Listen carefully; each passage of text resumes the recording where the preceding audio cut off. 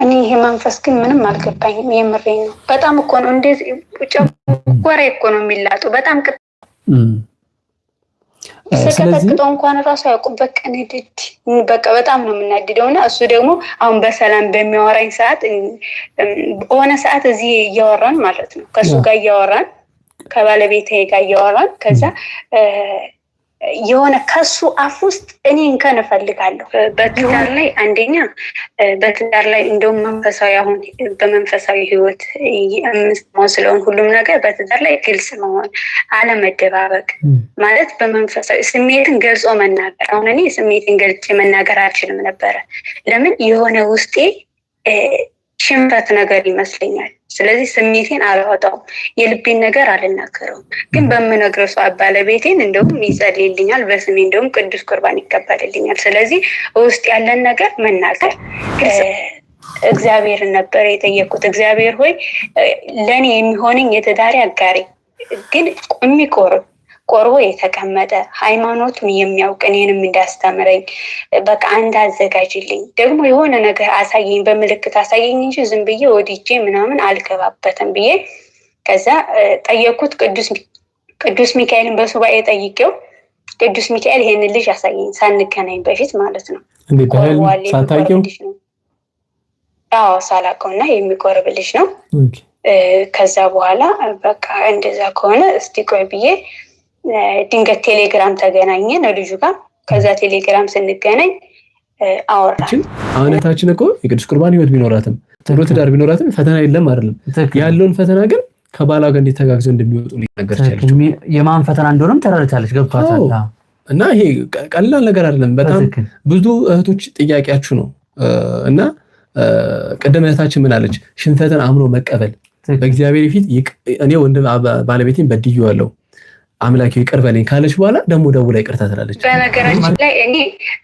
ስደት ተመጣው ጸባይ ተቀየራልኩ እንጂ ስደት ከመጣው ጓደኛ ነኝ ቀየረኝ እኔ ስደት ከመጣው ጀምሬ ጓደኛ ነበረችኝና እሷ ጋር በመማራ ሰዓት በጣም ነው ወዳት በጣም ነው የምትወደኝና ግን እሷም ትላለች አብረን ስለኖርን በፊት እኔና አንቺ እንኳን ቡዳ ተበላልተናል መስለኛለች እና በጣም ትናፍቀኛለች እሷም ሁላችንም እንነፋፈቃለንና ስልክ ስናወራ እንውላለን እንደዋወላለን ምን እንላለን ከዛ በኋላ እሷም ለባሏ ምቹ አይደለችም እኔም ለባለቤቴ ምቹ አይደለሁም እንነጋገራለን እሷም የመምህር ተማሪ ናት ከዛ በኋላ እንዴ ምንድነው እንደዚህ ጸባይ እንደዚህ በቃ የነሱን ስህተት እነሱ ስህተተኛ እንደሆኑ እኛ ትክክል እንደሆን አድርገን ነው የምናስበው መልሱ ከዛ ነገርኳት እንዴ ኪዳነ ምህረት እኮ አንቺም ባንቺ አትግቢ አንቺም የራስሽን ችግር ፍቺ አንቺም የራስሽን ችግር ፍቺ አለች ስላት በቃ እኛ ነን ችግሩ ማለት ነው ተይው በቃ እንፈታለን ምናምን አለች እንዲህ የምትረዳ ጓደኛ መሆኗ ራሱ ትልቅ ነገር ነው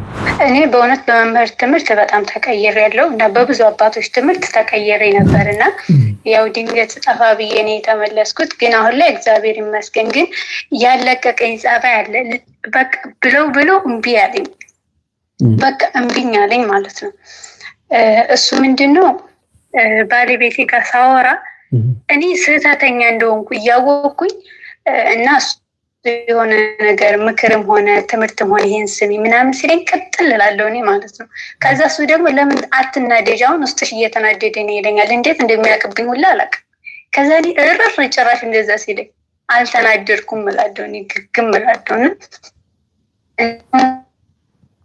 እሺ እና ባለቤቴ በሚናገረኝ ነገር ከተናገርኩኝ ይወጣልኛል ግን ደግሞ ያው የመምህርንም ትምህርት ስለምከታተል የሆነ ነገር ትክክል እንደሆነ እያወቅኩኝ በቃ ላለመናገር በቃ እስኪ ዝም ልበል እሱ እኮ ትክክል ነው ምንኝ ነው ሁሌ ድርቅ ምለው እንዴ መምህርን እየሰማው ብዬ ቻል አድርጌው ዝም ስል በቃ ውስጤ እርር ነው የሚለው ቅጥል በቃ እንደ እርር ነው የምለው በቃ ሴትዮ ጋር ራሱ የሆነ ነገር አልናገራትም በቃ እስኪ ዝም ልበል ዝም ብዬ በቃ ራሴ ተናድጄ ልሞት ነው የምደርስ ብቻዬን እናደዳለሁ ራሴው ማለት ነው ካልተናገርኩኝ ውስጥ የረር ነው የሚለው በቃ እኔ ደግሞ ላለመናገር እየሞከርኩ ነው በተውም ግን ውስጥ የመናደዱ አልተወኝም በጣም ነው የምናደደው ከምንም በላይ ውስጤ በቃ የሆነ እንደው ቢታየኝ የሆነ እኔ እንጃ የተቃጠለ ተቃጥሎ ነዱ የጨረሰ አመድ ሆኗል ብዬ አስባለሁ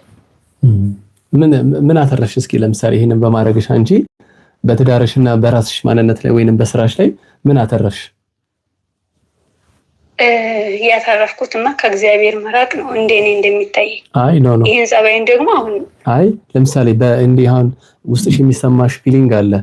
ያን ነገር እየተሰማሽ ቃላት አውጥተሽ መልስ ባለመስጠትሽና እንዲሁም ደግሞ በመስጠትሽ በነበረ ህይወት ላይ እስኪ ምን አተረፍሽ? ምን ያተረፍሽ? የተጎዳሽ አለ? የተጠቀምሽ ነገር አለ? ይሄን ነገር ባለመናገሬ በጣም ተጠቅሜያለሁ። ለምን ከሴትዮዬም ጋር በጣም በሰላም የምኖረው ባለመናገሬ ነው። የምናገረው ነገርም ትክክል ስላለ አይደለም። ባለቤቴንም አለመናገሬ ትክክል ነው። ዝም ማለቴ በጣም ጠቅሞኛል፣ በጣም ማለት ነው።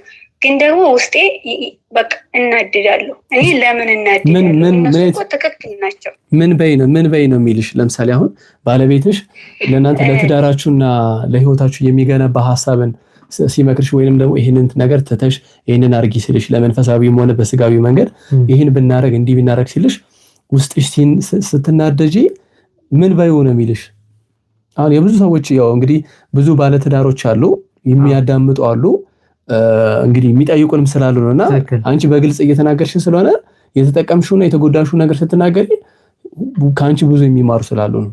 በደንብ ግልጽ አድርገሽ ተናገርሽ። አሁን ያንቺ ምስልሽ ስለማይታይ ማለት ነው። በደንብ በግልጽነት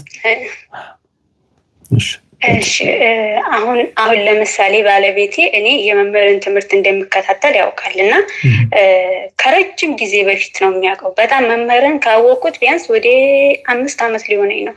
6 ነው ያወቅኩትና ብዙ ጊዜ መምህርን ትምህርት እነግረዋለሁ። መምህር ተስፋዬ ላይ ገጠመኝ እንዲሰምቼ እለዋለሁ እና እሱ ስለሚረዝምበት የአባታችንን የመምህር ግርማ ነው የሚሰማውና ከዛ የሆነ ጸባይ ላይ እኔ የሆነ መነጫነጭ የሆነ ደግሞ እሱ ሲያወራ እሱን አለማዳመጥ ጸባይ ሲያይብኝ ለምንድነው እኔንም ማሰቢው? የመምህርን ትምህርት እሰማለሁ ታያለሽ፣ ግን እኮ ተግባራዊ ህይወት አላይብሽም። አንድ ቀን በተግባር ትኖሪያለሽ፣ አንድ ቀን ደግሞ ሌላ ተውኛለሽ። ስለዚህ የአባ ግርማንም ፈውስ አንዳንድ መንፈሳዊ ነገሮችን ሲለኝ ለምን አወቀብኝ ብዬ ቅጥል እላለሁ። ግን እሺ እላለሁ ባፌ ትክክል እንደሆነ ስለማውቅ እሺ እላለሁ። ግን ውስጤ እኮ እረፍ ይላል። ትክክል ነው፣ ለምን እናደዳለሁ ነው እሱ ያለው ትክክል ነው። የመምህርን ትምህርት እየተማርኩኝ ለውጥ ከሌለኝ ገጠመኝ ይሄን ሰማሁ ማለቱ ራሱ እኔ ለራሱ እኮ አፍርበታለሁ። ዙሬ ግን ምን ይሄንን እንደዚህ ብዬ ሳወራ ራሱ አላፍርም። መቀየር እኮ አለብኝ ብዬ በቃ የተወሰነ በዛ ልክ የተወሰነ ፓርቲ ሄጄ ከዛ ጸባይ ተስተካክሎ በቃ ድምጼም ጮህ ያላወራም ለሰስ ብዬ አስቤበት ሳይሆን በቃ እርግጥ እላለሁ ለተወሰነ ሰዓት። ከዛ ሲያወራኝ በዚሁ ቀጥይበት ምናምን ይለኛል። ከዛ እሺ ብዬ ውስጤ ያ ጸባይ ይመለስብኛል፣ ያ ንዴቱ ይመለስብኛል ብዬ እፈራለሁ። ከዛ እንደፈራሁትም ደግሞ ጸባይ ምልስ ይላል እና ስናደድ ባለቤት ያቅብኛል። እንዴት እንደሚያቅብኝ አላውቅም። እኔ እኮ በሰላም ነው የማወራው ውስጤ ቢቃጠልም እና በዚህ አይነት ነገር ነው የማንስማማው ብዙ ጊዜ። ለምን ይሄን የሆነ ነገር እና የስተሴ ይሄ እኮ መንፈስ ነው ይጂ ግቢናው ቀጥቅጠሽ ነኝ ይሄ መንፈስ ነው። እስከ መቼ ነው መንፈሳዊ ህይወት የማይገባሽ? እየሰማሽ ለምን በተግባራት ትኖሪም ይለኛል። ከዛ እኔ ደግሞ እየኖርኩ ነው ብዬ ስለማስብ ለምን እሱ ያዘኛል? ለምን እሱ እንደዚህ ይለኛል? ከዛ እሺ እለዋለሁ ባፌ፣ ውስጤ ግን ይናደዳል። ያለኝንም ደግሞ አደርጋለሁ። ግን የማደርገው ውስጤም ተናዶ ነው። ምክንያቱም ይመስለኛል እኔ ራሴን ሳነበው ራሴን ብቻዬን ሳዳምጠው በቃ ትዕቢት ነው ወይስ ለምንድን ነው እሱን የማልሰማው? ይሄ እኮ ትዕቢት ነው። እንዴት እሱን እሺ ብዬ በቃ ልቤም ለምን እሺ አይልም ብዬ ከራሴ ጋር በጣም ነው መከራከር። በጣም እሱ ትክክል ነው። ስህተት ቢኖርበት ስህተት አለበት። እውነት ስህተት የሌለበትን ዝም ብዬ መጨበጥ አለበት አለለም እና በፊት እንደዛ በሚለኝ ሰዓት በቃ እንዴ ምናምን እናጫነጫለሁ። እኔ ተቀየርኩላለሁ፣ ጭራሽ አልተቀየርሽም ትለኛለህ ምናምን እላለሁ። አይ እኔ እኮ አልተቀየርሽም ሳይሆን ይቀርሻል፣ ያው ትንሽ እንደዚህ ይለኛል። እኔ ደግሞ በቃ ማለት የለበትም። ብዙ ሰው ትዳሩን በዚህ ምክንያት እንደሚያጣ ትረጃለሽ። ያው አንቺ አሁን ላይ መንፈሳዊ ግንዛቤ ማለሽ ይሄንን ብዙ ጊዜ እኔ አሁን ያው እንግዲህ ባለትዳሮች ያማክሩናል በውስጥና ምን የምታዘበው ነገር አለ መሰለሽ፣ ብዙ ጊዜ ባላቸውን ሰበበኛ ወይንም ደግሞ እሱ እንዳይረዳኝም ይሄ ችግር አለበት ይላሉ። ግን አሁን አንቺ ምን ብለሻል? የመምህር ተስፋዬን ትምህርት ታዳምጫለሽ። ነገር ግን ባልሽ ስለ መናፍስት ውጊያ በማወቁና መንፈሳዊ ወንድ በመሆኑ አንቺን ተረድቶ ትዳራችሁን እስካሁን አቆይቷል ከእግዚአብሔር ጋር። እግዚአብሔርም ያንቺን ደካማ ጎን አውቆ የሱንም ጠንካራ ጎን አውቆ ሁለታችሁ በአንድ ላይ ተጣምራችሁ በልዩነት ግን በአንድነት አብራችሁ መቀጠል የምትችሉበትን ነገር እግዚአብሔር በመካከል ላይ ሆኖ ይሄን ነገር እያደረገ ነው። ነገር ግን ኮሜንት ላይም እያየሁ ስለሆነ ነው እኔም ይሄ ችግር አለብኝ የሚሉ አሉና እስኪ ለሴት እህቶችሽ ምን ትመክሪያለሽ? ለምሳሌ ግትር ባህሪ እንዴት እሱ እኔን ይመክረኛል፣ በተለይ እኔ እየጸለይኩኝ ስለመንፈስ እያወቅኩኝ እንዴት እሱ ማን ስለሆነ እኔን ይመክረኛል የሚል ግትር ጸባይና ሽንፈትን አምኖ ያለ መቀበል ጸባይ አለ። በዚህ ውስጥ ደግሞ መንፈሳዊ እርካታ ማጣት አለ። ለምን አንቺ ባልሽን ደስ ማታሰኝ ከሆነ እግዚአብሔር እንዴት ልትደስ ልታሰኝ ትችያለሽ? አንቺ ያልተደሰተችበትን ህይወት ክርስቶስ እንዴት ሊደሰትበት ይችላል? እና ከዚህ አንፃር እስኪ ለእህቶችሽ ምን ትመክሪያለሽ? ቀጣይ ጥያቄዎችን አብረን እንቀጥላለን። እኔ እንደራሴ ይሄ ጸባይ የሚመለስበትንም ሰዓት አውቀዋለሁ በደንብ አድርጌ።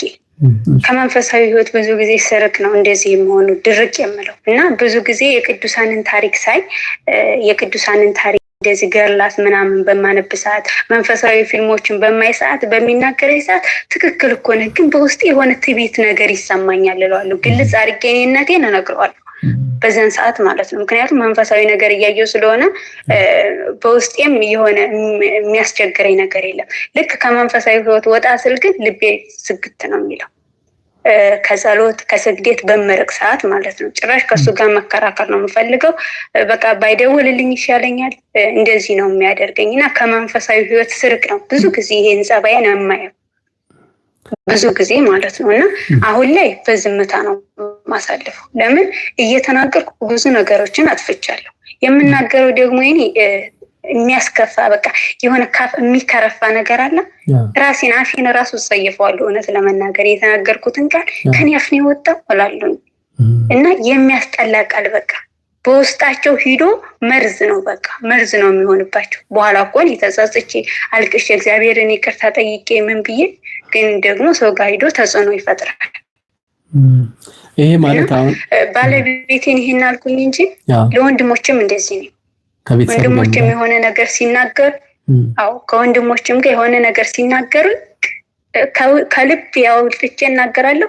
ከዛ ዞር ብዬ መልሼ ደግሞ ስደውልላቸው እነሱ በዛ ተቀይሞ ነው የማገኛቸው። እኔ ግን ትቼዋለሁ። የኔ ናቸው ብሰድባቸውም አይቀይሙም ነገር ብዬ ነው የምናገራቸው። ብዙ ጊዜ እንደሆነ ይሄ ነገር ለእኔ ጎድቶኛል። ለምሳሌ አሁን አንቺ ይሄ ነገር እየተከናወነ መንፈሳዊ ሴት ነኝ እያልሽ ስለ መናፍስት ውጊያ እያወቅሽ ስለ እግዚአብሔር ቃልም እያወቅሽ በትዳር ውስጥ ምን መደረግና እንዴት ትዳርን ማኔጅ ማድረግ መቻል እንዳለብን እያወቅሽ በጸሎት ቦታ ስትቆሚ ምንድን ነው የሚሰማሽ? አሁን ዋናው አተኩሮታችን ምን ላይ ስለሆነ ነው? በጸሎት ሰዓት ተመስጦ ማጣት ነው። ለምን አሁን ቀደም ውሎን አንስተናል። ትክክል። ውሎን ስናነሳን ከባለቤትሽ ጋር ታወሪያለሽ። በመካከል ልጅ ሊኖር ይችላል። ብዙ የምትወያዩበት የምታወሩበት ምክንያት አለ። በተለይ ደግሞ የርቀት ፍቅር ሲሆን ወይንም ደግሞ ሪሌሽንሺፕ ትንሽ በጣም እንትን አለ፣ ፈተና ይፈትናል። እንደዚሁም እና በዚህ ልክ ባለቤትሽ እየታገሰሽ መንፈሳዊ ሰው ሆኖ በተለይ ታውቂያለሽ ሴቶች መንፈሳዊ ወንድ በጣም ነው የሚፈልጉት። ባላቸው መንፈሳዊ እንደሆነ ይፈልጋሉ።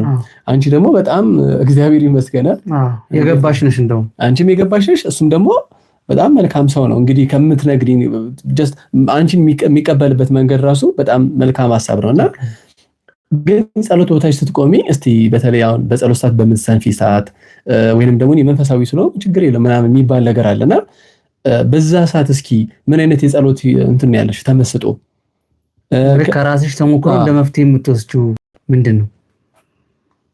ፈተናውን ከደረሰ በኋላ ምን አይነት ጥረት አድርገሽ ነው የምትመለሽው? ከባለቤቴ ጋር የሆነ ችግር ሲፈጠር እንደዛም ሲፈጠር ለምሳሌ ነገሮችን ጥሩ ባልሆኑ ሁኔታዎች ላይ ሲፈጠሩ ልክ ጸሎት ቦታ ስትቆሚ ጥሩ ለምሳሌ ሁለት እንድታይልኝ እፈልጋለሁ። ጥሩ በነበራችሁበት አጋጣሚ አለ፣ ጥሩ ባልሆናችሁበት አጋጣሚ አለ። ያንን ታይም ልክ ጸሎት ቦታ ትጸልያለሽ። ለምሳሌ ቀን ተደባብራችሁ ሊሆን ይችላል። ጥሩ ሁኔታ የነበራችሁበት ደግሞ ጊዜ ይኖራል። እነዚህ ሁለት ጊዜያቶች በእነዚህ ሁለት ልዩነት ሰዓት ወቅቶች ጸሎት ቦታ ስትቀመጪ ወይንም ደግሞ ጸሎት ቦታ ህይወትሽ ላይ ምን አይነት ነገር የሚሰማሽ? እስኪ በተመስጦ ዙሪያ እርካታ፣ መንፈሳዊ እርካታ ይባላል። አዎ እሱ ጋር የሆነ ነገር ብዙ ጊዜ እኔ ነኝ የማስቀይመው። እሱ ምንም በጸጥታ ነው የሚሰማኝ። መንፈሱ ነው እግዚአብሔር ይገስጽ ነው የሚለው። ያው እኔ የምናገረው የልቤን የፈለግኩትን ተናግሬ በቃቸው ምናምን ብዬው እሺ ደህና ደሪ ምናምን ብሎኝ ጸሎት እገባለሁ። በቃ በስርዓት ልክ ስዕል አድኖ ፊት ተዘገጃጅቼ ምናምን ለጸሎት የጸሎት መጽሐፌን ሲይዝ ማለት ነው ልክ ይዤ ልክ ስዕል አድኖን ቀጥ ብዬ ሳየው የተናገርኳትን ቃላት ሁሉ በአይምሮ ያመጣን። አሁን እኮ ይሄን ትክክል አይደለሽም፣ እሱ እኮ ይሄን ትክክል ነው፣ አንቺ ይሄን ትክክል አይደለሽም ብሎ ወዲያው ሂሌና ይወቅሰኛል ስዕል አድኖ ፊት ቀርቤና ከዛ በእውነት በጣም ነው የምጸጸተው፣ በጣም ነው የማዝነው። ልቤ ስብር ብሎ እግዚአብሔር ሆይ አሁን ጸሎቴን ልጨርስና ደውዬ በቃ ይቅርታ እለዋለሁኝ ብዬ እለዋለሁ። የሆነ ጸሎት ፊት ስዕል አድኖ ፊት ስንቀርብ የሆነ በልባችን የሚያወራን ነገር አለ። ስዕል አድኖን ስናይ በልባችን ያወራናል እና ስህተተኛ ነሽ፣ የማድረግ የለብሽም፣ አንቺ መንፈሳዊ ሴት ነሽ፣ እንዲሁም አንቺ ነሽ ማበረታታት ያለብሽ። የእነ መምህር ተስፋዬን እየሰማች የእነ አባ ግርማን መንፈስ የምሰማቸውን ሁሉ እነዚህን እየሰማች እንደውም እኮ መቀየር ያለብሽ እኮ አንቺ ነሽ፣ ለምን ይህን ታደርጊያለሽ? ይሄ ጥሩ አይደለም። ሂሌናዬም በጣም ይወቅሰኛል እና በዛን ሰዓት ጸሎቴን ጨርሼ በቃ ደውዬ ይቅርታ እለዋለሁ በምንጣላ ሰዓት ማለት ነው። ስለዚህ ልክ ይሄ ማለት ልክ በጸሎት ቦታ ደግሞ የጸጸት ስሜት ይሰማሻል። ሽንፈትሽን አምነሽ ተቀበለሽ ስህተትሽን በይቅርታ ህይወትሽን ታስተካክያለሽ ማለት ነው። አዎ አልቅሽን ይቅርታ ራሱ ምለው በቃ ይቅርታ ምናምን። ይሄ እኮ መንፈስ አንቺ ላይ ያለው አይነት ጥላ ምናምን ይለኛል። ትዳርሽን ሊበትን የተዘጋጀ አለ ማለት ነው። ንግግርሽን እያበላሸ ትዳርሽን ለመበተን የሚጥር መንፈስ አለ። ወይ መተት ነው ወይ ደግሞ እንግዲህ ያንቺን ትዳርና ህይወት መበተን የሚፈልግ የዛር ቡዳ ሲኖር ቅናተኛ ነው። የኛ የሆነውን ነገር ማጥፋት ስለሚፈልግ ለኔነች ብሎ ስለሚያስብ እናንተ እንዲመግባባታችሁ ራሱ ያናደዋል እኮ። ለዛ ነው አንቺ እኔ አሁን ስደት ላይ ነው ያለሁት። እኔና ባለቤቴ ግን አብረን ቢያንስ ወደ 8 ወር አካባቢ ተጣልተናል። አብረን ኑረናል እና አብረን በምንኖር ሰዓት ቅዱስ ቁርባን እንቀበላለን። አንድ ቀን እንኳን ተጣልተን አናውቅም። የሚገርመኝ ነገር እንዴ ስደት ከመጣሁ ነው እንዴ ጠብ የመጣው? አሁን ለራሱ በቃ ነው ቶሎ እዚህ አረብ ሀገር ከሄድሽ ጀምሮ ሰላሜን አጥቻለሁ ነው የሚለኝ። አንድ ቀን ተጣልተን አናውቅም። እግዚአብሔር ይመስገን። አንዳንድ ሰዎች ምን ይቸገራሉ? ግጭት አይኖርም ምንም። የሆነ ግጭት የሆነ መሰላቸት የሆነ በፍቅር እየኖርክ የሆነ መሰላቸት የሆነ በቃ ብቻ ብዙ የሚፈጠር ነገር እኛ ጋር እንደዛ የለም። ልክ ቅዱስ ቁርባን ስንቀበል እንዴት ነው እንደ አዲስ እንወለዳለን። ፍቅራችንም እንደ አዲስ ነው የሚሆነው። በቃ ሰላም ነው የምንሆነው። ለሰውም ሰላም ነን፣ ለራሳችንም ሰላም ነን። እኔ ለራሱ በጣም ትሁት ነኝ። እሱ ጋር ያለው ቀና ብዬ ማየት አልፈልግም። እንደ ባል ከባል በላይ እንደውም በቃ እንዴት ነው እንደ ንጉስ ነው የማከብረው። አብረን ባለን ሰዓት ቀጥ ብዬ ልናገረው ራሱ አልፈልግም። በቃ እሱም አክብሮኝ ነው እኔም አክብሬው ነው እዚህ ከመጣሁኝ። በቃ ነው ያደረኩት በእውነት እንደው በስማም ስለቃሉ ይቅርታና እንደ ዕቃ ነው በቃ ቅልል ለማደርገው። ያኔ አብረን ስንኖር ግን እሱን ሳይ በቃ መድኃኔዓለምን ነው የማስበው እንጂ እሱን በሱ ጀርባ መድኃኔዓለምን በደንብ አየዋለሁ፣ በደንብ አስበዋለሁ። በጣም መልካም። እና ግን ስደት ከመጣው በኋላ ስደቱ ተጽዕኖ የፈጠረብሽ ይመስልሻል? ምናልባት ከአሕዛቦች ጋር በመኖርሽ አካላዊ ርቀት መኖሩና መንፈሳዊ አንዳንድ ጊዜ ዝለት መምጣቱ እነዚህ ተደማምረው የፈጠሩት ችግር ነው ብለሽ ታስቢያለሽ? ይሄ አለመግባባቱና አንድ ጊዜ በጸሎት ሰዓት መዛሉ ይሄንን ችግር የሚፈጥረው የአንቺ ገጸ ባህሪ መለዋወጥ ካለሽ ግንዛቤ አንፃር? እኔ ካለ ግንዛቤ አንፃር እዚህ ከመጣሁኝ አንድ ጸሎት ወጣ ገባ ነኝ። በትክክል ሁሌ አልቀጠቅጥም። ሁሌም ደግሞ ጸሎት አልጸልይም። ወጣ ገባ ስለምን መንፈሱ በጣም ኃይል አገኝ። ስለዚህ እኔን አንደበት አድርጎ ነው የሚናገረው። በቃ አፌ ላይ ቁጭ ነው የሚለው። በቃ እንዴት ነው አፌን ራሱ መቆጣጠር አይችልም ሰው። በቃ አፌን እንዴት ጥሶ ይወጣል። እና በጸሎት ሰዓት ግን እንደዚህ በመጸለይ ሰዓት ምናምን የሆነ ነገር ሲናገረኝ እሺ እላለሁ። በአፌ እሺ እላለሁ። ትክክልም እንደሆነ አውቃለሁ። እኔ ግን ውስጤ ይናደዳል። በቃ ስላልተናገርኩት ብቻ አዳሬን ሁሉ ልቤ እርር ትክ እንዴ ውስጤ የሆነ ሰው አለ እንዴ ለብቻው ቁጭ ብሎ የሚናደድ ምን ነው እላለሁ። በቃ ውስጤ እርር ትክን ይላል። ሰው እኮ ጥፋት አይቶ ሊናደድ ይችላል። እኔ ግን ጥፋት ሳላይ ነው የምናደደው። ባለመናገር ትረጃለሽ አንቺ አይደል? ከአንድ በቴ ቃላት ስላላወጣሁ ተረጃለሽ አይደለ? ያው የመናፍስት ንዴት እንደሆነ በአንቺ ውስጥ ሆኖ ትዳርሽን ማሳጣት የፈለገው መንፈስ እሱ እየተበሳጨ እንደሆነ ተረጃለሽ አንቺ።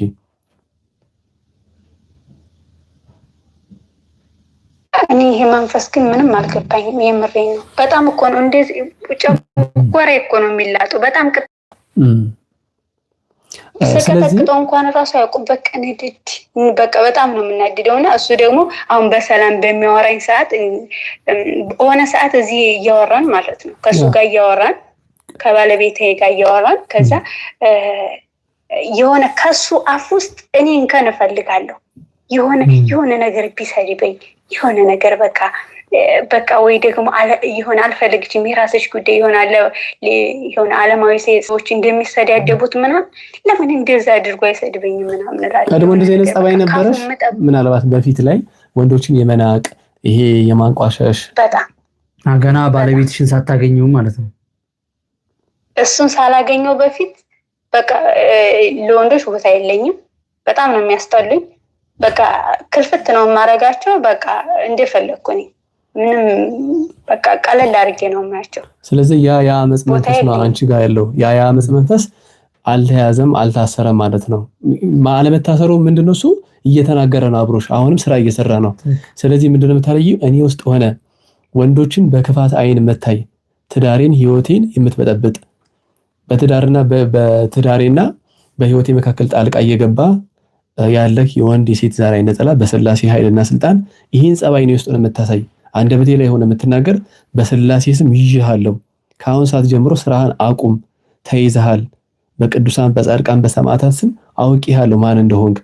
ቀድሞ በዛ ጸባይ የገነባኸኝ እስካሁንም አሁንም አብረ እኔ ውስጥ ሆነ ባሌ ሲመክረኝ ባሌ ሲያወራኝ ባሌን የምትጠላ መንፈስ በስላሴ ኃይልና ስልጣን አውቄሃለሁ፣ ከአሁን ሰዓት ጀምሮ ስራህን አቁም ብለሽ መንፈሱ ቀጥታ በዚህ የሚያረግሽን ጸባይ ነው መጥራት ያለብሽ። ይሄን የምታደርገኝ አንተ ነህ እኔ አይደለሁም። በእኔ አንደበት ላይ ሆነ የምትናገር አንተ ስለሆንክ ስራህን አቁም ብለሽ መንፈሱን መገሰጽ። ለምን መሰለሽ? አሁን አንቺም እያገዝሽ ቢሆን ኖሮ ልክ ጸሎት ቦታ ስትቆሚ የሚሰማሽን የህሊና ወቀሳ አትቀበዩ ነበር፣ የአንቺም ፍላጎት ቢሆን ኖሮ። ነገር ግን መንፈሱ የራሱን ግብር እያስቀጠለ መሆኑ ምንድነው? እሱ ከጸሎት በኋላ ያለሽ ተግባራዊ ህይወት ላይ ስላልታሰረ ይቀጥላል ሐሳቡን ማለት ነው። ስለዚህ ወጣ ገባ እያለ ነው ማለት ነው። መንፈሱ አልተያዘም።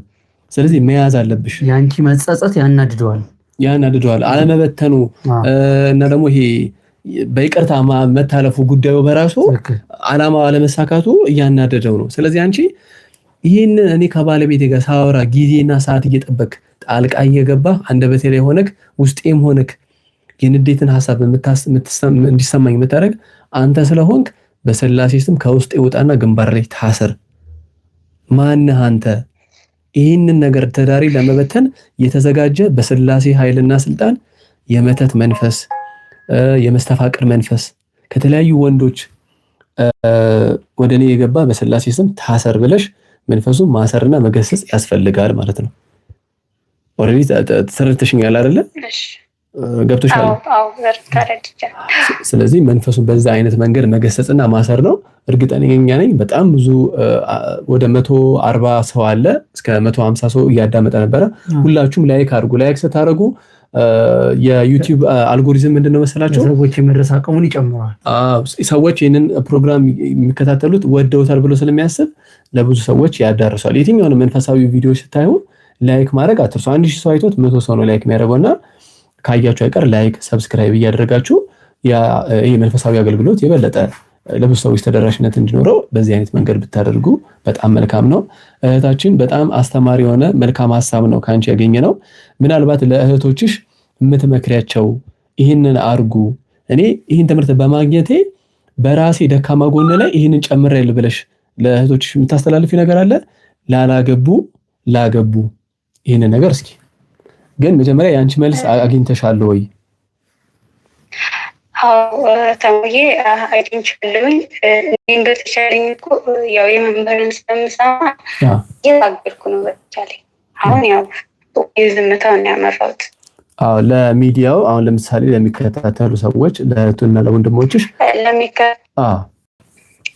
ለሚከታተሉት የምለው በትዳር ላይ አንደኛ በትዳር ላይ እንደውም መንፈሳዊ አሁን በመንፈሳዊ ህይወት የምንወስለውን ሁሉም ነገር በትዳር ላይ ግልጽ መሆን፣ አለመደባበቅ ማለት በመንፈሳዊ ስሜትን ገልጾ መናገር። አሁን እኔ ስሜትን ገልጬ መናገር አልችልም ነበረ። ለምን የሆነ ውስጤ ሽንፈት ነገር ይመስለኛል። ስለዚህ ስሜቴን አላወጣውም፣ የልቤን ነገር አልናገረውም። ግን በምነግረው ሰው ባለቤቴን እንደውም ይጸልይልኛል፣ በስሜ እንደውም ቅዱስ ቁርባን ይቀበልልኛል። ስለዚህ ውስጥ ያለን ነገር መናገር፣ ግልጽ ማውራት፣ ክፉ ከመናገር ደግሞ ጸጥ ብሎ ውስጥ ራስ ጉዳት ይሻላል። ከኛ ፎቶ ሌላ ጋይዶ ተጽዕኖ ከሚፈጥር ራሳችን ብንናደድም በውስጣችን መንፈሱን ቢቃጠልም ሁሉንም ነገር ራሳችን ጋር ብንተው ብዬ ነው እምለው። ብዙ ጊዜ የሆነ ሰዓት እኔ ቆም ብዬ ሳይ ስህተቴ ሁሉ ራሴ ላይ ነው የማየው። ስናገረው እኮ የእሱ ይመስለኛል፣ ግን ሆነ ሰዓት ዞር ብዬ ሳየው ግን የራሴ ነው፣ ምንም ስህተት የለበት። ስለዚህ ስህተታችሁን የራሳችሁን ስህተት ካያችሁ እዛም ቦታ ስህተት የለም፣ ስህተቱ የእናንተ ነው። እና ትዳር ላይ መደማመጥ፣ በመንፈሳዊ ህይወት ደግሞ ያው እነ መምህር እያስተማሩን አይደለም። መልካም። እሺ አንድ እንግዲህ ምናልባት ይህን ጥያቄ መጠየቅሽ የብዙ ሰዎች ጥያቄ ይሆናል ብዬ አስባለሁ። ለምንድን ነው የምጠይቅሽ? አሁን አንቺ ከባለቤትሽ ጋር ጥሩ መንገድ ላይ ስላላችሁ ብዬ ነው ይህን ጥያቄ መጠየቅሽ። ባለቤትሽ መንፈሳዊ የሆኑ ትምህርቶችና የቅዱስ ቁርባን ህይወት ስላለው ምን ያክል አንቺን እየተረዳዳችሁ እንዳለ ነው የሚያሳየው። ምን ያክል ደግሞ የቅዱስ ቁርባን ኃይል፣ የጸሎት ኃይል፣ ጠላትን የማወቅ ኃይል ምን ያህል ትዳራቸውን እየጠበቀ እንዳለ ነው የሚያሳየው። እና እስኪ አሁን አንቺ መንፈሳዊ ሴት ነኝ ብላ የምታስብ ባሌ አልቆርብም አለኝ ብላ የምትጠይቅ ብዙ ሴቶች አሉና እስኪ አሁን አንቺ እንደዛ ያቺን ሴት ሆነሽ ምን ትመክሪያለሽ? ብዙ ጊዜ የወንዶቹ ችግር እንደሆነ ይነገራል እና ያ ወንዶቹን ወይንም ደግሞ ሴቶቹን በደለኛ እያለኩ ሳይሆን ምላሽ እንዲሰጥበት ስለፈለኩ ነው። ሴቶቹ መልስ እንዲያገኙ ምናልባት እነሱ የማያውቁት የግል ጸባያቸው። አሁን አንቺ ሴት ስለሆንሽ እንደ ሴት ሆነሽ መናገር የምትችይው እንደዛም ሆነሽ እንደ አንድ ትምህርቱ እንደገባው ሰው ሆነሽ ለነዚህ እህቶች ምን ትመክሪያለሽ? አንቺስ ደግሞ ይሄንን ህይወት እንድታስቀጥይ ወይንም ደግሞ ወደዚህ ህይወት ስትመጪ ያገዘሽ ነገር ምንድነው? እሱ ባልሽን ወደ መንፈሳዊ ቤት እሱን ያመጣሽ ወይስ አንቺ ነው? አንቺሽ ያመጣሽው? እኔ ያው መምህር ጋር መስክሬያለሁ ከዚህ በፊት። እኔ ከእስልምና ነው የመጣሁት ባለቤቴ ጋር ሳልገናኝ በፊት ማለት ነው። መምህርን ነው የማውቀው ከዛ በፊት መምህርን ነበር መጀመሪያ ጊዜ ያው በእስልምና እያለሁ መምህር ጋር ስሰማ እንደውም እኔ ላይ መስተፋቅር ነበርና መስተፋቅር ሲል መምህር ስሜት ሁሉ እኔ ጋር ስለነበር እንዴ ዝም ብሎ የመንደር ወሬ ነበር የሚመስለኝ። እና ጓደኛዬ የመምህር ተማሪ ስለነበረች እንግዲህ መምህርሽ ጀመረ የመንደር ወሬ ላይ ሊያወራ እያልኩ ነበር የምሰማው። ግን እሰማዋለሁ ያው ጓደኛዬ ስለሆነች ኖርማሊ ሰማው ነበርና በዛን ሰዓት መስተፋቅር ሲል እኔ ላይ የሆነ ጸባይ ያለና እንዴ ኧረ ይሄ ልጅማ እውነት ነው የሚያወራው ምናምን ብዬ በዛ አንዳንድ እያልኩኝ መምህርን መከታተል ጀመርኩኝ። እየሰማሁት ሄድኩኝ። ያው በዛኛው ሃይማኖትም ብሆን ግን እውነቱ ገብቶኛል። ቤተሰብ በእስልምና ያሉ ቤተሰቦች የሚያመልኩት ምናምን እያለ ሲያወራ በቃ በጣም ውስጤ ነበር የሚንቀጠቀጠው። እና እንደውም እኔ መንፈስ ያለው ላይ አይመስለኝም፣ እኔም ላይ መንፈስ ያለ አይመስለኝም።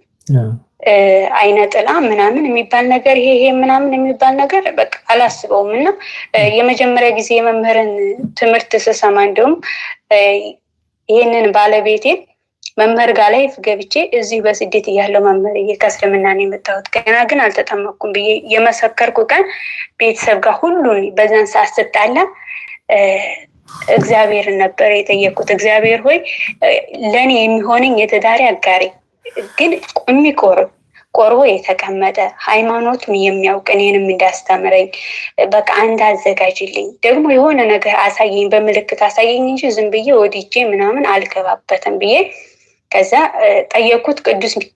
ቅዱስ ሚካኤልን በሱባኤ ጠይቄው ቅዱስ ሚካኤል ይሄንን ልጅ አሳየኝ ሳንገናኝ በፊት ማለት ነው። አዎ ሳላውቀውና የሚቆርብ ልጅ ነው። ከዛ በኋላ በቃ እንደዛ ከሆነ እስቲ ቆይ ብዬ ድንገት ቴሌግራም ተገናኘን ልጁ ጋር። ከዛ ቴሌግራም ስንገናኝ አወራን።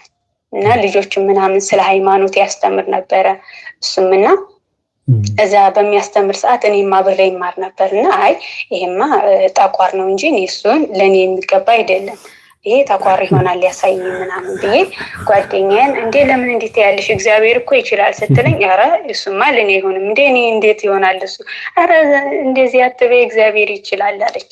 እንግዲህ እግዚአብሔር ከቻለ ያው እንግዲህ እናያለን ወደፊት ብያት ከዛ ጊዜው ሲደርስ ቀኑ ሲደርስ ተገናኘን። ያው ልጁ ጋር አወራሁት። ያው ሳወራው ያየሁትን ሁሉ ጠየቅኩት። መንፈሳዊም ስለሆነ ሁሉንም ነገር ነገርኩት። መቼም በሱባኤ እግዚአብሔር የሚገልጠው ትዳር ሲጠይቁት እሱ የሚያውቀውን እኔ ያየሁት እሱ ነው የሚያውቀው እኔ አላውቀውም። እና ያንን ስነግረው እሱ በጣም ነው የደነገጠው። በሰዓቱ ሌላ ሊያገባ ነበረ። ግን ደግሞ ያው የእግዚአብሔር ፈቃድ ስለነበረ ሱባኤንም ጠይቄ ብሎ እሱም ሱባኤ ጠይቆ እግዚአብሔር እሱም እንደሚሆን ነግሮት ከዛ በኋላ ነው ወደ ትዳር የገባ ነው በሱባኤ ማለት ነው። በጣም የሚገርም። ስለዚህ የእግዚአብሔር ፈቃድና ስጦታ ነው ማለት ነው። ወዴትም ንግንቅ የለም። አዎ የእግዚአብሔር በጣም የአፍህን ፍሬ ትበላለህ ነው። በቃ አያችሁ እንደዚህ ነው። ጠየቀች በሱባኤ ተሰጣት ማለት ነው። እንደዛ ነው ማለት እግዚአብሔር ያው የሰጠው ነገር ፈተና ቢኖረውም ፈተናውን ግን አብረህ መወጣት የምትችለው ነገር ነው የሚሰጥህ። ለበጎ ነው የሚሆነው። ራሱ እግዚአብሔር ይዛችሁ የምትወጡት ፈተና ነው የሚመጣው።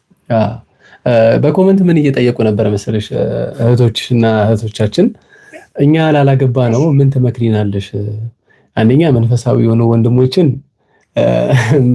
ማግኘት ምንችልበት ወይንም ደግሞ ያንን እነዛን ሰዎች ወደኛ ህይወት ማምጣት ምንችልበትን ወይንም ደግሞ በእጃችን ያሉት መንፈሳዊ ወንድሞቻችንን እንዴት ነው እንግዲህ ወደ አንቺ ያገኘሽውን በረከተኛ ማግኘት ምንችለው?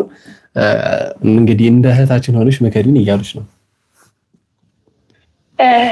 እኔ ይሄንን ያገኘሁት መጀመሪያ እኔ ሐሳቤ ትዳር ለማግባት ብዬ መጀመሪያ ሳስብ በመልክ ምርጫ ነበር መጀመሪያ የገባሁት። ግን እኔ መንፈሳዊ አይደለሁም። የምፈልገው ግን መንፈሳዊ ነበር። በዛን ሰዓት መጸለይን መስገድን ብጀምር ያን ያክል አልነበርኩም እና ግን መንፈሳዊ የሚሰግድ የሚቆርብ ትሁት በቃ ብቻላ መንፈሳዊ ሰው ነው የምፈልገው እና ግን እኔ መንፈሳዊ አልነበርኩም። ከዛ በኋላ ትምህርት ስብከት ስሰማ አቤል ተፈራ የአቤል ተፈራን ትምህርት በጣም እከታተላለሁ እና መንፈሳዊ ወንድ ከፈለጋችሁ መጀመሪያ እናንተ መንፈሳዊ ሰው ሆኑ። እናንተ መንፈሳዊ ዓለማዊ ሆናችሁ መንፈሳዊ ሴት ዓለማዊ ሆናችሁ መንፈሳዊ ወንድ ብትፈልጉ እግዚአብሔር ለሱም እኮ መንፈሳዊ ሴት ያዘጋጅለታል። ስለዚህ ቅድሚያ ራሳችሁን አዘጋጁና ጠብቁት ሲል መጀመሪያ ራሴ ላይ ነው ስራ መስራት ያለብኝ ብዬ ከዛ እርግፍ አድርጌ የተውኩት። በቀኑ ይመጣል ብዬ ራሴ ላይ ነው ማሰብ የጀመርኩት። መጸለይ፣ እግዚአብሔር ጋር መገናኘት እንጂ ባል ለማግኘት ብዬ አልጸለይኩም፣ እግዚአብሔርን ለማግኘት። ከዛ በኋላ ህይወት ይሄን ስፈልግ እግዚአብሔር ወይ ፍቃዲ ከሆነ የሚሆነኝን ብዬ ጠየቅኩት እንጂ እንዲህም ነጋ ሲመሽም ሲነጋም ሲመሽም አልጠየቅኩትም። መንፈሳዊ ሳልሆን ግን ሁሌ የጨቀጭቀው ነበር። በቃ እንዴት አንባል ነው ማገባው እንዲህ አይነባል ስጠኝ የምመኘውን እንጂ እኔ ግን ሁኜ አልተገኘውም። ግን ወደ መንፈሳዊ ህይወት ስመጣ ወደ እግዚአብሔር ስጠጋ እሱ ጋር ሲሆን ራሱ ያመጣው ማለት ነው። ስለዚህ እናንተ መጀመሪያ ሆናችሁ መገኘት ነው። መንፈሳዊ ወንድ ለማግኘት መንፈሳዊ ሴት መሆን፣ መንፈሳዊ ሴት ለማግኘት መንፈሳዊ ወንድ መሆን። ከዛ በኋላ እግዚአብሔርም እኮ ያዘጋጅላችኋል።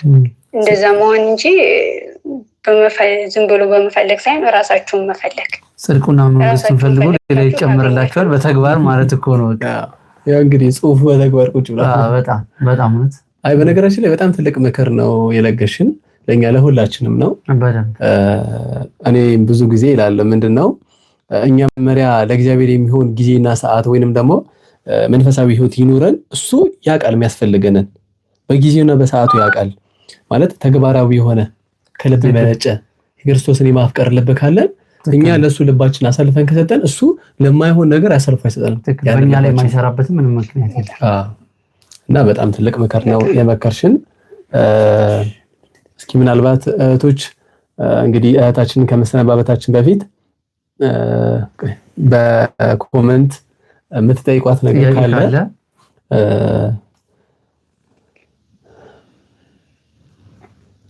እንግዲህ አንዲት እህታችን የአቤል ተፈራን መንፈሳዊ ጮኝነትና ጋብቻ የሚለውን ትምህርት በደንብ ስሙት።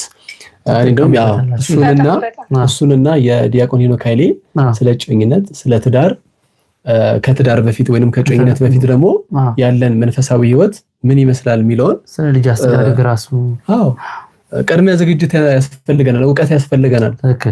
ማለት ለምሳሌ መንፈሳዊ ወንድ ወደ ህይወታችን መጣ ወይንም ደግሞ ሴት መጣች፣ እኔ እሷን የምቀበልበት መንገድ ራሴ ዝግጁ ካሉ ቅዱስ ቁርባን የምትቀበለው ከሆነች እኮ በዝሙት አሰናክላታለሁ። ሁሉ ጊዜ እኔ በፍቶት እሷን በተመኘው ቁጥር ያቺ ሴት ፈተና ነው መሆንባት። ማለት ወንዱን በጣም አስቸጋሪ ነው። ሴቶቹ የሚቀርብበት መንገድ አንድና አንድ ሴክሹዋል በሆነ መንገድ ብቻ ነው የሚፈልጋት። የኔ ስለሆነች የኔ ስለማድረግ እንደፈለኩ አደርጋለሁ ያን ነገር እንጂ እንዴት ያን ነገር ጠብቆ በቅዱስ ቁርባን ተወስኖ መኖር እንደሚቻል ብዙ ይሄ ነገር በጣም እና ቀድሞ መጀመሪያ ክርስቶስን ቢያንስ በብዙ አይነት ህይወት ውስጥ ልንመላለስ እንችላለን። ቀድመን ግን ለእግዚአብሔር ጊዜ እንስጥ። ረጅሙን ዘመን ከእግዚአብሔር ጋር ሳንገናኝ የኖርበት ህይወት ነው በብዙ ወከባ። በንግዱ እንሯሯጣለን፣ ህይወትን ለማሸነፍ እንሯሯጣለን። ሁሉ ነገር ቁጭ አድርገን እስኪ መጀመሪያ ከእግዚአብሔር ጋር ጊዜ ይኖረን። ነፍሳችን የተጠማችውን ያን ቅዱስ ስጋና ክቡር ደም መመገብ፣ ስጋችንን ከብዙ ነገሮች ከድካም ማሳረፍ። ከዛ በኋላ ያን እግዚአብሔር የዘላለም እረፍት የምናገኝበትን ማለት ቅዱስ ቁርባኑን ይሰጠናል። በስጋ ደግሞ በዚህ ባለንበት ህይወት ደግሞ የተረጋጋ ህይወት መኖር፣ በአቅማችን በመጠኑ መኖር የምንችልበትን ህይወትና ግዴታ በሁሉ ነገር ሰክሰስንን ማለት አይደለም። ከነ ድካማችን አሁነታችን እኮ የቅዱስ ቁርባን ህይወት ቢኖራትም ጥሩ ትዳር ቢኖራትም ፈተና የለም አይደለም። ያለውን ፈተና ግን ከባሏ ጋር እንዲተጋግዘው እንደሚወጡ ሊነገር ይችላል። የማን ፈተና እንደሆነም ተረድታለች፣ ገብቷታል። እና ይሄ ቀላል ነገር አይደለም። በጣም ብዙ እህቶች ጥያቄያችሁ ነው። እና ቀደም እህታችን ምን አለች? ሽንፈትን አምኖ መቀበል በእግዚአብሔር ፊት እኔ ወንድም ባለቤቴን በድዬዋለሁ አምላኬ ይቅር በለኝ ካለች በኋላ ደግሞ ደውላ ይቅርታ ትላለች። ይሄ መታደል ነገር ነው። በጣም ብዙዎች እህቶች ምንድነው የሚሉት? እንደዚህ ሆኖ ባሌ እንዲህ ብሎኝ ባሌ እንደዚህ ብሎ የባላቸውን ክፍተት ያወሩና እሺ ያንን መፍትሄ እናደርግለታለን ማለት ከተወያየን በኋላ እስቲ አንቺ ስትል እሷ ጋር ነው ትልቁ ችግር ያለው ማለት ነው። ወይ ደግሞ እሱ ተናግሮ ሚስቴ እንደዚህ ሆና ብሎ ከተናገረ በኋላ የራሱን ስታናገረው መነሻው ሶርሱ የችግሩ ምንጭ ያለው እሱ ጋር ነው መጀመሪያ። እንደዛ ነውና ይሄ ስለሆነ የእህታችን ተሞክሮ እሷ ያለፈችበት ህይወት በጣም ትልቅ ልምድ ነው። በጣም በመንፈሳዊ ህይወት ውስጥ ላገባም ላላገባም ሰው ትልቅ ምክር ነው ይሄ። በጣም የኖሮቹን ነው እያካፈለችን ያለችው እና መንፈሳዊ ህይወትን ገጠመኝ ከማዳመጥ እሰማለሁ እኮ አዳመጣለሁ እኮ ማለት እኛን አይቀይረንም። ስንኖረው ስንተገብረው ነው በህይወታችን ላይ ለውጥ የምናየው እንጂ ባዳመጣር ለማንኛውም ሰዎች ማዳመጥ ከጀመርኩ 6 ወር ሆኖኛል፣ አመት ሆኖኛል ትላላችሁ፣ ግን አልኖራችሁትም። ማዳመጥ ብቻ ነው። እንደውም እናንተ አዳመጥ ብላችሁ የሰጣችሁት ሰው ያን ነገር ተግብሮት ህይወቱን ቀይሮ አስተካክሎ እንዴ የምትሉት የሚያስቀና ህይወት የሚኖር ሰው አለና ኑሩት። ካልኖራችሁት ጣሙን አታውቁት። ለዛ ነው ምክንያቱም ከብዙ ነገር የተመለስን ሰዎች ነን፣ ብዙ ኃጢአት ስንሰራ የነበርን ሰዎች ነን። ስለዚህ ቤተክርስቲያን ስትሄዱ እኮ አይናችን በሚያየው ነገር ይባረካል፣ ጆሮአችን በሚሰማው ነገር ይባረካል፣ አንደበታችን ይባረካል። ሁሉ ነገራችን ተባርኮ ነው የሚመጣው። ስለዚህ ይህን ነገር በደንብ ልናጣጥሙ ይገባል። በጣም በእውነታችን እንግዲህ በጣም እግዚአብሔር ያክብርልን። በጣም ብዙ ነገር ከአንቺ አትረፊያለሁ። እህትና ወንድሞቻችን ብዙ እንዳተረፉ ነው መረዳው። ብዙ ትምህርት ከአንቺ አግኝተናል እያሉ ነው በኮሜንትም። እውነት ነው፣ ማዳመጥና መኖር ይለያያል። መምህር ካወቅኩት 6 ዓመቴ ነው ግን ይላል። ብዙ ልጆች ትምህርቱን ያዳምጣሉ፣ ነገር ግን ሽንፈት አምኖ መቀበል ነው። አንዳንድ ጊዜ በጣም እየሰገዱ እየጸለዩ ግን የባህሪ ለውጥ ማምጣት የሚያቅታቸዋል። ምናልባት አንዳንድ ጊዜ በዙሪያችን ያሉትን ጓደኞች እስኪ ስለ ጓደኛ ብዙ ጊዜ ካለሽ እስኪ ስለ ሴት ጓደኛ እስኪ የተወሰነ ነገር በጣም በነገራችን ላይ እኔ ስደት ከመጣሁ ጸባይ ተቀይራልኩ እንጂ ስደት ከመጣሁ ጓደኛ ነው የቀየረኝ። እኔ ስደት ከመጣሁ ጀምሬ ጓደኛ ነበረችኝ እና እሷ ጋር በማወራ ሰዓት በጣም ነው ወዳት፣ በጣም ነው የምትወደኝና ግን እሷም ትላለች አብረን ስለኖርን በፊት እኔና አንቺ እንኳን ቡዳ ተበላልተናል መሰል ትለኛለች እና በጣም ትናፍቀኛለች። እሷም ሁላችንም እንነፋፈቃለን እና ስልክ ስናወራ እንውላለን፣ እንደዋወላለን፣ ምን እንላለን። ከዛ በኋላ እሷም ለባሏ ምቹ አይደለችም፣ እኔም ለባለቤቴ ምቹ አይደለሁም። እንነጋገራለን። እሷም የመምህር ተማሪ ናት። ከዛ በኋላ እንዴ ምንድነው እንደዚህ ጸባይ እንደዚህ በቃ የነሱን ስህተት እነሱ ስህተተኛ እንደሆን እኛ ትክክል እንደሆን አድርገን ነው የምናስበው። እና እንደዚህ በጣም ስፈትን እንዴ ይሄ ጸባይ እኮ የኔ አይደለም፣ ስለዚህ ከዚህ ጸባይ መውጣት አለብኝ። ከዚህ ጸባይ የምወጣው ደግሞ እስቲ እግዚአብሔርን በሱባኤ ጠይቄ ይህን ነገር ማስተካከል አለብኝ ብዬ እሷንም ጋር ተነጋገርን። ጠይቅ እስኪ እመቤታችንን ስለ ትዳራችን አልኳት እሷን። ከዛ እሺ ያለችኝ። እሺ እንግዲህ እመቤታችን በፈለገችው ስጠይቅ መልስልን፣ ሁለታችንም ሱባኤ እንያዝ ብለን እሷን ባለችበት ዱባይ ናት፣ እኔም ሳውዲ ነን፣ ሁለታችንም ሱባኤ ገባን። ከዛ ሱባኤው ተመለሰልን። የተመለሰልን ሱባኤ ምንድን ነው? ሱባኤ የገባን ቀን እኔ በጣም ነው የደነገጥኩት። በሱባኤ እንኳን እንደዚህ ቀይ ሰው ምናምን እመብርሃን ናት ብዬ የማይ እንጂ ኪዳነ ምሕረትን አይቻት አላውቅም።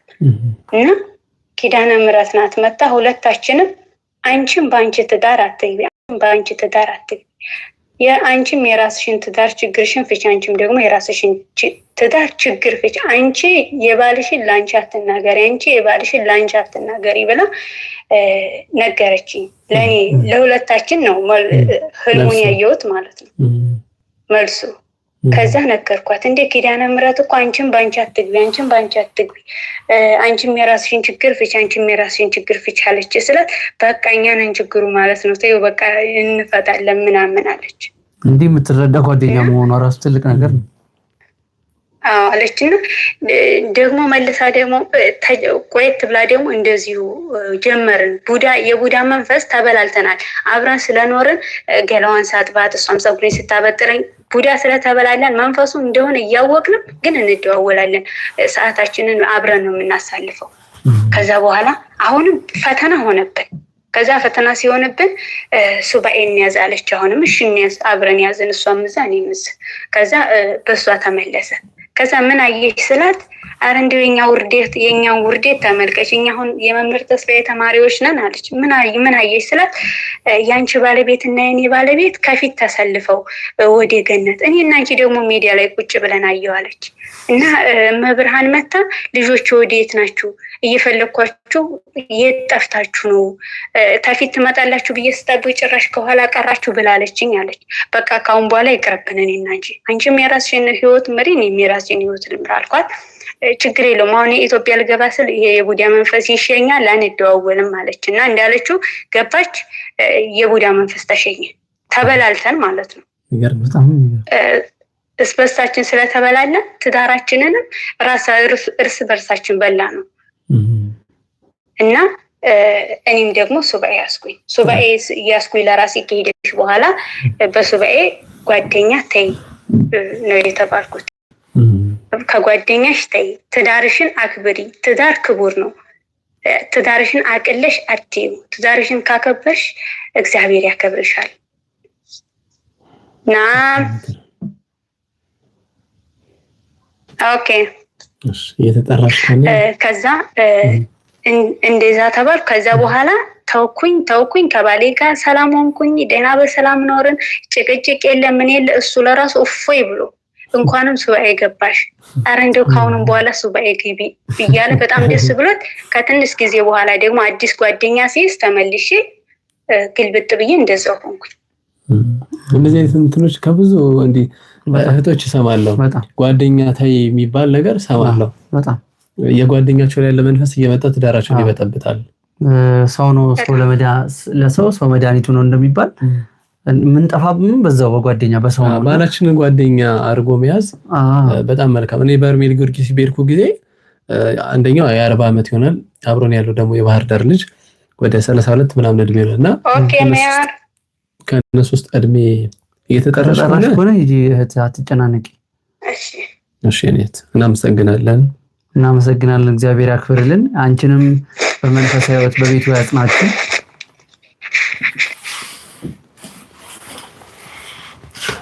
እና ከነዚህ ሁለት ወንድሞች ምን እንደተማርኩ ታውቃለህ? አንደኛው ይሄ የዚህ የ32 ዓመት እድሜው ልጅ እንግዲህ ምን ያህል የእድሜና የመንፈሳዊ ሕይወት አንድ ላይ ሲደመር ምን ያክል ጠንካራ የሆነ ማቹርድ ነው የሚሆኑት በደንብ። እና እግዚአብሔር ብዙ ጊዜ በሰው ያስተምርሃል። ልብ ብለህ ካዳመጥ በሰው ያስተምራል። እና እንደዚህ ሌሊት ላይ ስለነበረ ምንድነው የሆነ ቁጭ ብለን ያው ሙቀት ስለሆነ እንትን ብለን እያወራን ነበረ እና እያወራን ቀን ላይ አንደኛው ወንድማችን የ30 እድሜ ቤት ያለው ሚስቱን ባባ ሰላም ነው ምናምን ነገር ይላታል። አዎ ሰላም ነው አላፈኩም እንደ ነገር እኔ ናፍቄሃለሁ አንተ አላፈከኝ እንዴት ነው ስትለው ኧረ አንቺ አላፈቅሽኝ ማለት እና ያኛው በጣም ተናዶበታል። ለካ ለምን አልካስ እንደዛ ብሎ ለምን እንደዛ ይላታል እና እየተጫወተ እኔ ግን ይቅርታ አድርግልኝ አለው። ማታ በጣም ተናድጄብሃለሁ አለው። እንዴ ምን አደረኩ አለው። ኦኬ ከዛ በኋላ ይቅርታ አድርግልኝ በቃ እንጫወት ምናምን ነገር አለው። ከዛ ኧረ ችግር የለም ምናምን ነገር ተባለና ጨዋታ ተጀመረ። እሺ ከዛ በኋላ እንዴት ባለቤት እንደዛ ትላታለህ አለው። ባለቤት እኮ አካል ናት። ትክክል በቃ አልኩ። ደነገጠ ማለት በጣም እየተጫወትን ነበር። ደስ የሚል ጨዋታ ነው እና እንደዚህ ያኛል ብሎ አልጠበቀም። እኔ አሁን ቅዱስ ቁርባን የሚቀበል ልጅ ምናምን አልመሰለኝም። ያኛው ራሱ ማለት ፍሪኪ ነው። በቃ ማለት በጣም ፈታ ያለ ነው እና እያወራን እየተጫወትን ደስ የሚል ጨዋታ ውሃ እንቀዳለን በአህያ ሄደን ምናምን እዛ ላይ ያደርንበት ቤት ማለት ነው እና ደስ የሚል እንትን እያሳለፍንም ነበር። ከጸበል መልስ ማታ ላይ ምናምን ውሃ ሄደን እናመጣለንና በዛ ማለት እናወራለን እንጫወታለን። በጣም ከነሱ ብዙ የገበየሁት ነገር አለ። አንዳንድ ጊዜ ከእድሜ በላይ ከሆኑ ሰዎች ትዳራቸውን ከሚያከብሩ ሰዎች ጋር ኤክስፒሪየንስ ነው የምትቀስመው። በጣም ብዙ ዲግሪ ዩኒቨርሲቲ ከዓለማዊ ትምህርት ካስተማረው የህይወት ልምድ ያስተማረው ሰው የምታገኙት ነገር አይገኝም። አሁን ይሄ አሁን 30 ምናምን እድሜ ውስጥ ያለው ብለህ ዩኒቨርሲቲ ጨረሰ ነው። በጣም ምን አለኝ መሰለ ያኛው እንግዲህ ትልቁና ትንሹ ልበለው ችግር የለም። ያ ትልቁ ምን አለን እንግዲህ ትዳርህን አክብረው፣ ትዳርህን አትናቀው፣ ሚስትህ ጓደኛ ትሁን። አሁን አንተ ሚስትህን ለምሳሌ አለው ቀን ጠዋት ትወጣለህ ማታ ትገባለህ። ሚስትህ ማን አላት? ትክክል ማለት ቤተዘጋ ቤት ውስጥ ነው የምትውለው እና አንተ ቀን ደውለህ እንዴት ነው ምንድነው ምናምን ቢያንስ ምሳ ሰዓት ደውለህ እንዴት ነሽ ብለህ ቢያንስ ጥሩ የሆነ ንግግር እንኳን ይኖርህ። ትክክል ማታ መተክ እራት ትበላለህ፣ ከዛ በኋላ ትተኛለህ፣ ትለያያለህ። እንዴት ነው ማታውቀውን ሰው ነው በየቀኑ እያገኘች የምትሄደው። ሳይኮሎጂ እንኳን ስጋ አካልህን ብቻ ነው የምታገኘው እንጂ አንተን እያገኘችህ አይደለም። እሱ ራሱ ቀን በስልክ ትሪት ሲያረጋት ማታ ስትገባ ተኮርፋ ስትጠብቀው እንዲሆነ እየጠበቀች ይሁን ይደብረውም ይችላል ይላል እኮ እንደዚህ ይላል። እና ቤተክርስቲያን ጸበል ከተጸበልኩ 12 ዓመቴ ምናምን ነገር እኔ ማመን አቅቶኝ በእውነት አለ በቃ ጸበል ነው ታያቀም ጸበል በቃ ተደራርሰው ያቁም ተከባብረን እንደሚባለው ነው።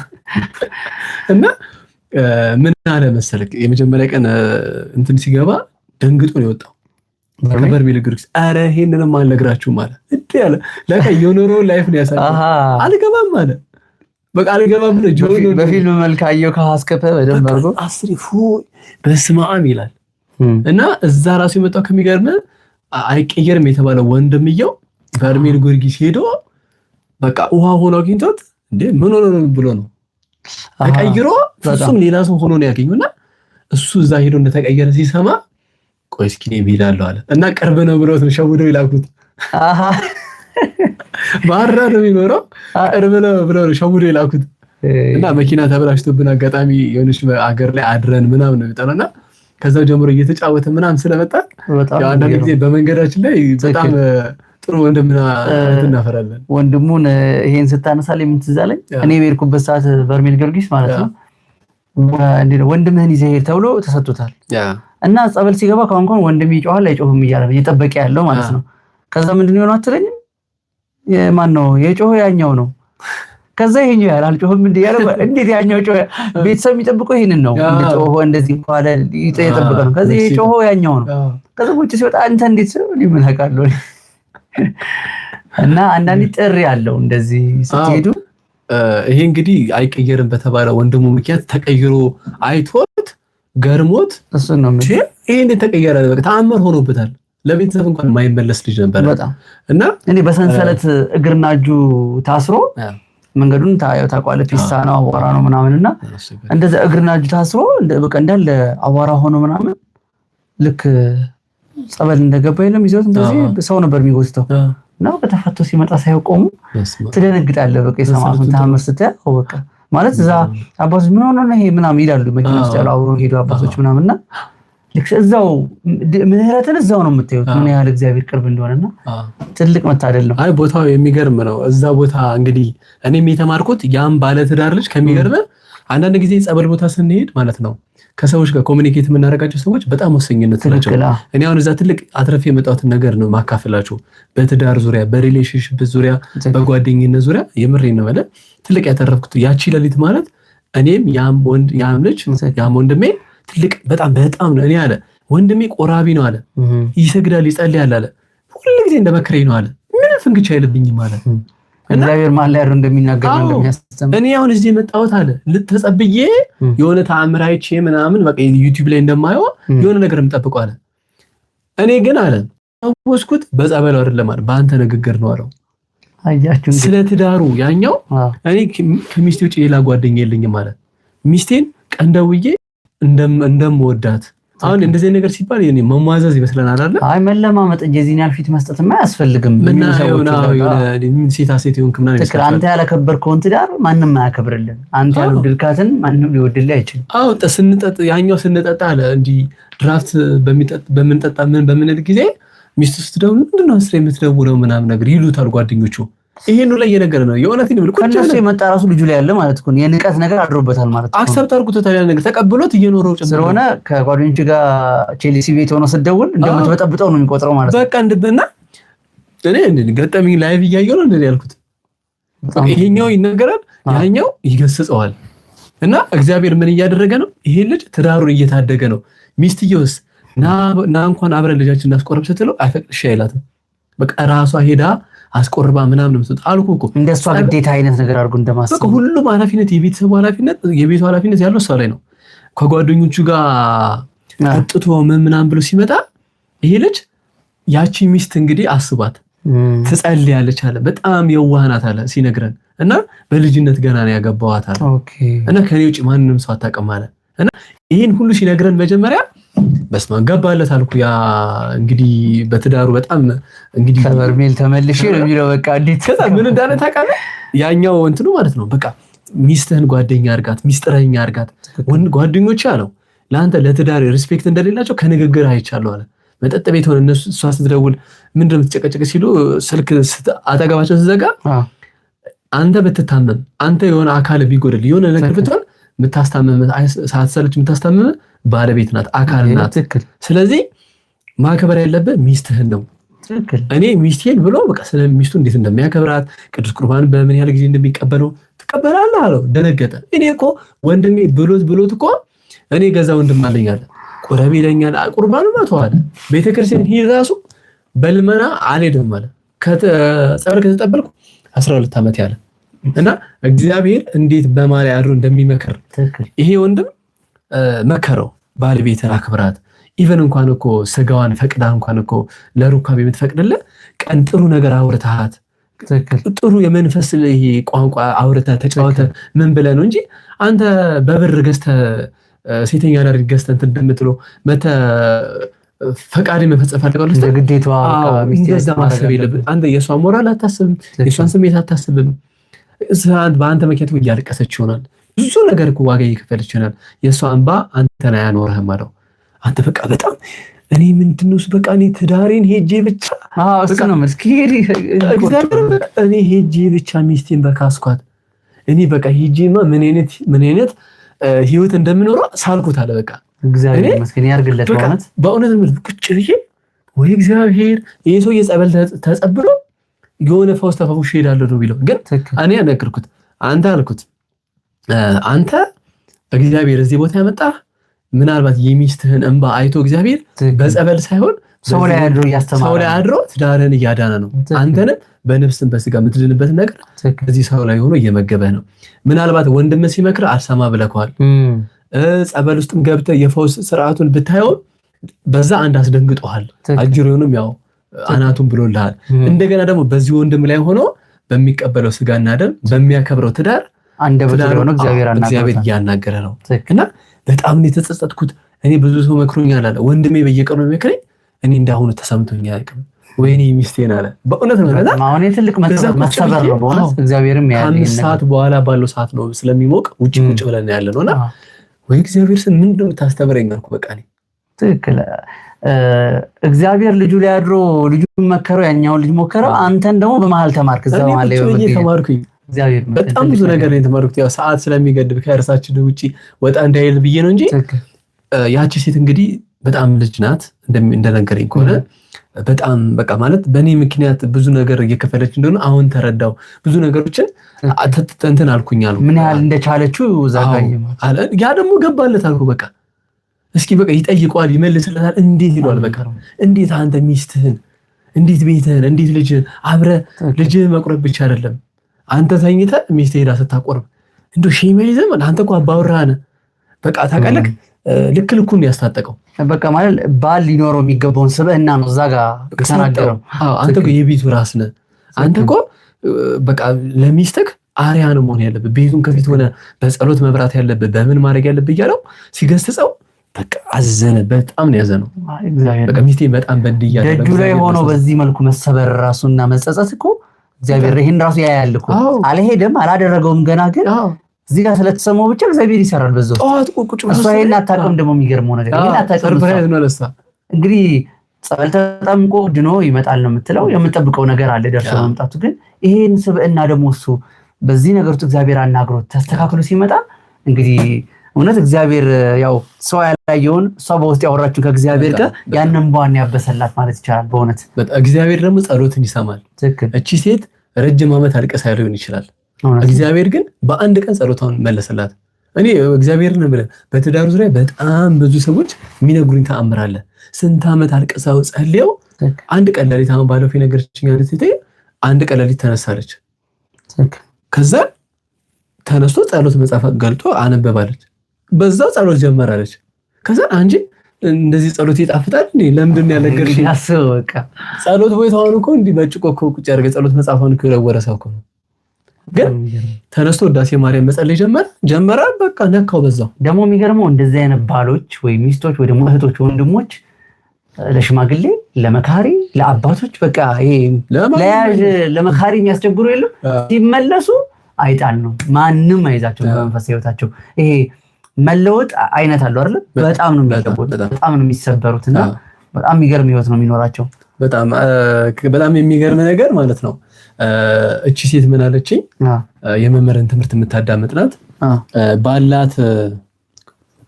ባላት መንፈሳዊ ነገር ላይ ምን አለች መሰለህ ተሙ እኔ ባለቤቴ ባንዴ ቢለወጥ ኖር አለችኝ አሁን ያለውበት የመንፈስ እርካታ ውስጥ አልሆንም ነበር ባሪ እንዲቀየር ስለ ባሪ ስጸልይ ስለ ትዳሬ ስጸልይ አምላኬ ምናልባት እኔ በቀድሞ በዓለማዊ መንገድ በሄድኩበት ጉዞ ምክንያት ትዳሬን እየበጠበጥ ያለው ራሴ ውስጥ ያለው ክፉ መንፈስ ባለቤት ላይም ሰዎችን በክፋት ያደርጉብኝ ነገር ካለ እግዚአብሔር ሆይ ግለጽልኝ ትዳሬ በቃ ማዳን የምችልበትን ነገር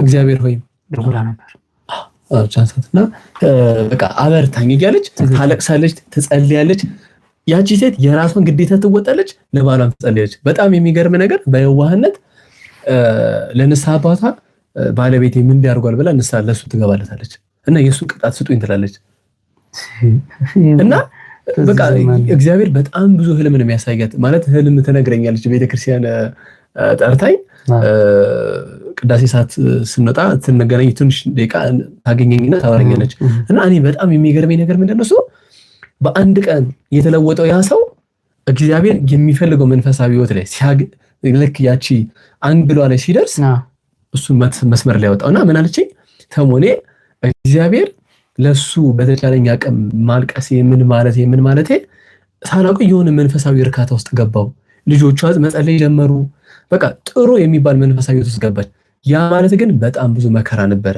መንፈስ ቁጭ ብሎ እሱ ተኝቶ ያወራት ነበረ እየባተተ ያወራት ነበረ በጣም እሱ ባለቤቷ እኮ ያውቅም እሱ ተኝቶ ያነቃውና ከተኛው በኋላ ያነቃውና ያወራታል መንፈሱ ይሰድባታል ምን ይላታል እግዚአብሔር ይገስጽ ብላው ስትገስጸው መልሶ ምን ይያልሽ ነበር ምናምን ብሎ እንደገና ደግሞ እንቅልፉ እንደነቃ ይሆናል አንዳንድ ጊዜ ከነጨራሱ ማያቀበት ጊዜ አለ እና አንዳንድ ጊዜ ወደ ህይወታችሁ የሚመጡትን ሰዎች በመታገስ በመጸለይ በተለይ ደግሞ ትዳር ውስጥ ያላችሁ ሰዎች ትዳራችሁን ከመበተናችሁ በፊት እናንተ ትጉ ጸልዩ፣ ለባላችሁ ጸልዩ፣ ለራሳችሁ ጸልዩ፣ እግዚአብሔር እንዲያጸናችሁ። መታገሳችሁ ከፍቅር ጋር ይሁን፣ ከትህትና ጋር ይሁን።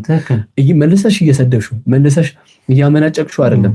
ያንቺ መንፈሳዊ መሆን ለሱ መታበያ አይደለም። እኔ እኮ ለራሳችሁ እንደ ንጹህ ቆጥራችሁ አንተ እኮ አትጸልይም፣ አንተ እኮ እንደዚህ አትልም፣ እንደዚህ መሆን የለበትም። ተረዳኸኝ? ያ ይጎዳል፣ ያ ሰው ይጎዳል። ጸበል ስትሄዱ ና ጸበል ሂድ እንጂ ጸበል ሂድ ከሆነ አንተ ነህ ችግር ያለብህ። ፐርፐዝሊ አንተ ለትዳራችን ችግሩ አንተ ነህ ማለት ነው። ለምን አትቆርብ? ለምን አትሰግድም? ለምን አትጸልይም? ያንን ሰው ታርጌት ታርጋችሁ እንጂ ስትቀጠቅጡት በሐሳብ ጭራሽ ለዚህ ነገር አጅሬው ህል እያጋባው እየራቀባችሁ ይላል። እንጸልይ፣ አብረን እንጠመቅ፣ ገዳም አብረን እንሂድ፣ እንስገድ አብረን የሚለው ነገር የኛ የሚለው ነገር ሲኖር በመሀል ፍቅሩም የተስተካከለ ይሄዳል። አጅሬውም የሚገባበትን ክፍተት እየጠበበበት ይሄዳል። ግን ራሳችሁ እንደ ንጹህ ቆጥራችሁ እኔ ነቅቻለሁና አንተን ያልነቃው ብላችሁ ጣት የምትቀስሩበት ከሆነ እግዚአብሔርም እናንተን ፈተናው እየበዛባችሁ ይላል። ጭራሽ ለእናንተ ማለት ነው የመጣውን ፈተና እንደ ዋጋ መቀበል ነው። በጣም እግዚአብሔር ወደ ዋጋ እንዲቀይርልን በፍቅርና በጽናት መታገስ ያስፈልጋልና በጸሎት መጽናት በጣም ያስፈልጋል።